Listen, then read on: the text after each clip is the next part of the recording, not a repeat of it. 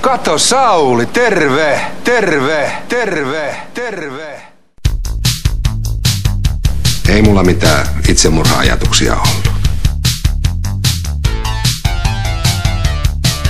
Sinä on aikamoinen hannuhani. Minä olen ihminen. No mä oon ihan saletteessa skitso Venäjämaassa tuon kulman takaa. Minkä takia sä tulit takas mulle? Miten mä nyt tän sanoisin sulle, että sä ymmärrät? Kyllä me ollaan oikein tehopakkaus. Mulla ei oo aikaa, halua eikä minkäänlaista mielenkiintoa lähteä sun kanssa mihinkään. Sä taisit säikähtää, että mä lyön. Sä et nyt yhtään tiedä, minkälainen tilanne täällä on. Mutta kun mä en halua olla yksin. Nyt sä stressaat aivan liikaa. Mikä ihme täällä haisee?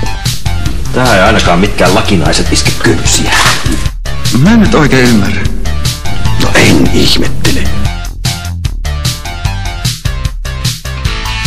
Mikä todistaa sen, että teitä käytettiin hyväksi? Ei me ollut täällä kuin kalapuikkoja. No saanko vähän... No nyt kyllä haisee. Hirveelle. Tulisiko se vessasta? Mä en nyt oikein ymmärrä. Mistä syystä Anu itkee? Se on noussut ihan hirveesti. Rauni! Rauni! Oot sä kotona? Milloin te näitte autonne viimeisen kerran? Minkä takia sä tulit takas mulle? Mä aion olla lopuikäni komerossa. Oikeastaan varmasti muistanut vetämisessä.